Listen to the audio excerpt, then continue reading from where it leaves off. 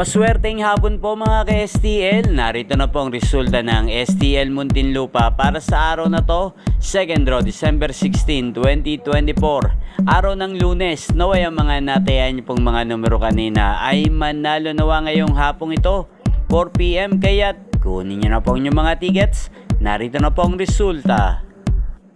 Ang mga numerong nanalo sa STL Muntinlupa ngayong hapong ito, December 16, 2024, 4 PM, second draw result 28 at 14 in exact order sa lahat po ng tumaya kanina sa STL Muntinlupa para second draw ng 28 at 14. Congrats po sa inyo, panalo po kayo again, 28 at 14.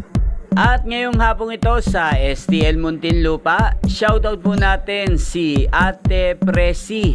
Ate Presi ng Muntinlupa, shoutout po sa iyo. Naway nasa mabuti ka pong kalagayan. At sa lahat po ng mga taga Muntinlupa dyan, shoutout po sa inyo. Inyo pong napanood ang resulta ng STL Muntinlupa sa channel na to, Roderick Hernandez TV. Magkita-kita pong muli tayo mamayang alas 9 ng gabi dito po sa channel na to. Thank you for watching.